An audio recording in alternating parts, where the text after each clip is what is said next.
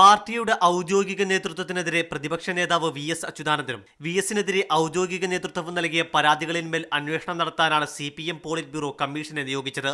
Party ഔദ്യോഗിക നേതൃത്വം communist വിരുദ്ധ പ്രവണതകളിലാണെന്നും പാർട്ടി കമ്മിറ്റികൾ കടുത്ത വിഭാഗീയതയിലാണെന്നുമാണ് വി.എസ്. തന്റെ പരാതിയിൽ ഉന്നയിച്ചിരിക്കുന്നത്. അതേസമയം വി.എസ്. പാർട്ടിക്ക് വിധേയനല്ലെന്നും അതിനാൽ പ്രതിപക്ഷ സ്ഥാനത്ത് നിന്ന് മാറ്റണമെന്നാണ് ഔദ്യോഗിക നേതൃത്വത്തിന്റെ ആവശ്യം. CPM ദേശീയ general secretary Prakash Karat, PB അംഗങ്ങളായ സീതാറാം യെച്ചൂരി, S. രാമചന്ദ്രൻ പിള്ള, നിരുപംസൻ, BV രാഘവലു, കേന്ദ്ര കമ്മിറ്റി അംഗം AK പത്മനാഭൻ തുടങ്ങിയവരാണ് കമ്മീഷൻ അംഗങ്ങൾ. ഇന്ന് വൈകിട്ടാണ് അംഗങ്ങൾ തിരുവനന്തപുരത്തെത്തുന്നത്. അതേസമയം 3 ദിവസം നീളുന്ന CPM സെക്രട്ടേറിയറ്റ് യോഗം രാവിലെ ആരംഭിക്കും. നാളെയും മറ്റന്നാളും സെക്രട്ടേറിയറ്റ് യോഗത്തിൽ PB കമ്മീഷൻ അംഗങ്ങൾ പങ്കെടുക്കും.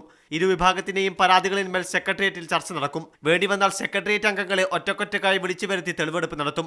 സെക്രട്ടേറിയറ്റ് യോഗത്തിന് ശേഷം 29, 30 തീയതികളിലായി സംസ്ഥാന കമ്മിറ്റി യോഗവും ചേരുന്നുണ്ട്. ഈ യോഗത്തിലും സമാന ചർച്ചകൾ നടക്കും. വേണ്ടിവന്നാൽ പ്രത്യേകമായി തെളിവെടുക്കും. അതേസമയം ലോക്സഭാ തെരഞ്ഞെടുപ്പ് വരെ കമ്മീഷൻ റിപ്പോർട്ട് സമർപ്പിക്കാനിടയില്ല. സോളാർ കേസിലെ സമരങ്ങൾ പാർട്ടിയിലും ഇടതുമുന്നണിയിലും കൂടുതൽ ഐക്യവും കെട്ടുറപ്പും ഉണ്ടാക്കിയിട്ടുണ്ട്.